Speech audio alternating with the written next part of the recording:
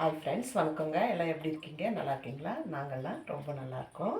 நம்ம சப்ஸ்கிரைபர் ஒருத்தர் கார சட்னி ரெசிபி போடுங்கக்கா அப்படின்னு கேட்டிருந்தாங்க. அவங்களுக்காக மட்டும் இல்லை, நம்ம எல்லாருக்காகவும் எல்லா சப்ஸ்கிரைபருக்காகவும் இது என்னுடைய ஸ்டைலில் ஒரு கார சட்னி ரெசிபி தான் எடுக்கிறேன். இதை பார்த்துட்டு நீங்களும் செஞ்சு பார்த்துட்டு எப்படி இருந்ததுன்னு மறக்காமல் கமெண்ட் பண்ணுங்கள். நம்ம சேனலை புதுசாக பார்க்குறவங்க சேனலை சப்ஸ்கிரைப் பண்ணிவிட்டு எனக்கு சப்போர்ட் கொடுங்க. அதுக்கு என்ன தேவைன்னு பார்த்துக்கலாம் வாங்க. இங்கே பாருங்கள், பெரிய சைஸ் வெங்காயம் 2 வெங்காயம் நல்லா நீட்டமாக கட் பண்ணி வச்சுருக்கேன். ஒரு 4 பல் பூண்டு, ஒரு 15 காஞ்ச மிளகாய் எடுத்திருக்கேன். இது கொஞ்சம் சின்ன மிளகாங்க, காரம் அதிகமாக இருக்கும்னு எடுத்திருக்கேன். நீங்கள் காரத்தை பொறுத்து போட்டுக்கோங்க. ஒரு ஒரு கொஞ்சமாக புளி எடுத்திருக்கேன். ஒரு 4 கொத்து கருவேப்பிலையை கழுவி வச்சுருக்கேன். 3 தக்காளியை அதே மாதிரி தான் பொடியாக நறுக்கி வச்சுருக்கேன். அதுக்கப்புறமா இங்கே பாருங்கள், ஒரு கிண்ணம் தேங்காய் துருவி வச்சுருக்கேன். இது எல்லாமே இப்போ நம்ம எண்ணெய் விட்டு நல்லா ஃப்ரை பண்ணி எடுத்துக்கணும். அது அப்புறம் பார்த்துக்கலாம். இங்கே பாருங்கள், இது தாளிக்கிறதுக்கு ஒரு 2 கொத்து கருவேப்பிலையை கழுவி வச்சுருக்கேன். ஒரு 2 காஞ்ச மிளகாய் கிள்ளி வச்சுருக்கேன். கொஞ்சமாக உளுந்தம்பருப்பு எடுத்து வச்சுருக்கேன். இதோட கடுகும் சேர்த்தணும். இப்போ நம்ம எப்படி செய்கிறதுன்னு பார்த்துடலாம் வாங்க. இப்போ வணக்கத்துக்கு ஸ்டார்ட் பண்ணிடலாம். ஸ்டவ் பற்ற வச்சுக்கிட்டு நல்ல ஒரு பேன் வச்சுக்கிறேன், கடாய் வச்சுக்கிறேன். இப்போ எண்ணெய் தாராளமாக விட்டுக்கோங்க வணக்கிறதுக்கு. அப்போ தான் கொஞ்சம் டேஸ்ட்டாக இருக்கும். எண்ணெய் சூடாகட்டும். எண்ணெய் நல்லா சூடாகிடுச்சு. இப்போ நம்ம வெங்காயம் போட்டுக்கலாம். கூடவே அந்த பூண்டு போட்டுக்கிறேன். காஞ்சி மிளகா, கருவேப்பிலையும் சேர்த்து போட்டுக்கிறேங்க. இது எல்லாமே கொஞ்சம் கண்ணாடி பதத்துக்கு வதங்கின பின்னாடி நம்ம தக்காளி போட்டுக்கலாம். இது இட்லி தோசைக்கு நம்ம சுட ரைஸு கூட சூப்பராக இருக்குங்க. அது மாதிரி ராகி பால் பண்ணுறோம் அப்படின்னா அதுக்கும் நல்லாயிருக்கும். களி சூப்பராக இருக்குங்க இந்த சட்னி. ஒரு டைமு இதே மாதிரி ட்ரை பண்ணி பார்த்துட்டு எப்படி இருந்ததுன்னு எனக்கு கமெண்ட்டில் சொல்லுங்கள். இது கொஞ்சம் கண்ணாடி பதம் வர வரைக்கும் வணக்கிக்கலாம்.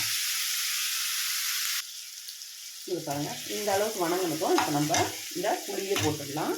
அதே மாதிரி இந்த தக்காளி போடும்போது இந்த சட்னிக்கு தேவையான அளவுக்கு உப்பு போட்டுடலாம். அப்போ தான் தக்காளியும் நல்லா குழஞ்சி வரும். இப்போ இது தக்காளி கொஞ்சம் வெந்த பின்னாடி தான், கொஞ்சம் இறக்கிறதுக்கு முன்னாடி நம்ம இது போடுவோம், தேங்காய். இதோட நான் கொஞ்சமாக மஞ்சள் பவுடர் சேர்க்குறேங்க. சட்னி கொஞ்சம் கலர் கொடுக்கும். அதனால் இதை நல்லா வணக்கிடலாம்.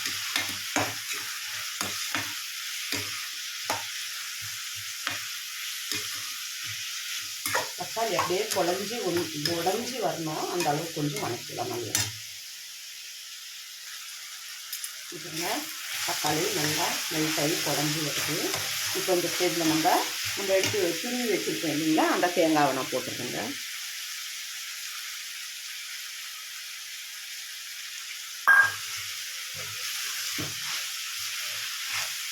நல்லா வணக்கி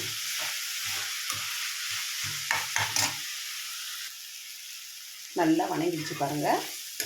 இப்போ இதை ஸ்டவ் ஆஃப் பண்ணிவிட்டு நல்லா ஆற வச்சு எடுத்துடலாம். எடுத்து அரைச்சிட்டு பார்க்கலாங்க. இந்த அளவுக்கு நல்லா வணக்கிக்கோங்க. தக்காளி எல்லாம் குழஞ்சி வர அளவுக்கு நல்லா ஒன்று சேர்ந்து அப்படியே வணக்கிட்டேன். நான் இப்போ நம்ம நல்லா ஃபேன் காற்றுலையோ இல்லை அப்படியே வச்சு கூட ஆற வச்சுட்டு கிரைண்ட் பண்ணிவிட்டு பார்க்கலாம். நல்லா ஆற வச்சு எடுத்தாச்சு. இப்போ நம்ம மிக்ஸி ஜாரில் போட்டுக்கிறோங்க.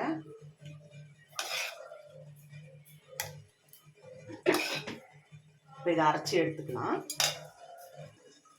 இங்கே பாருங்கள், அரைச்சி எடுத்தாச்சு. இப்போ நம்ம இதை தாளிச்சிடலாம்.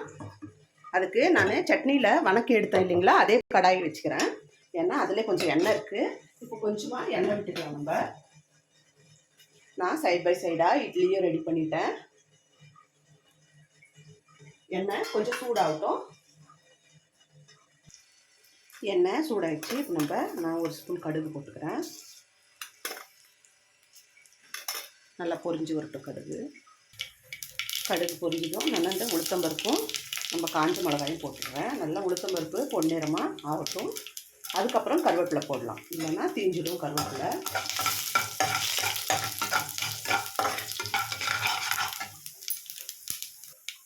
இப்போ கருவேப்பிலை போட்டேன்.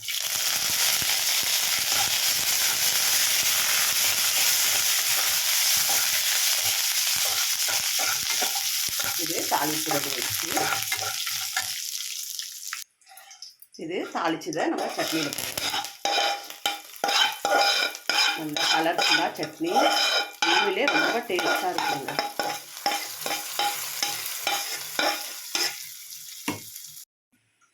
இங்கே பாருங்கள், சூப்பராக சட்னி ரெடி ஆயிடுச்சு.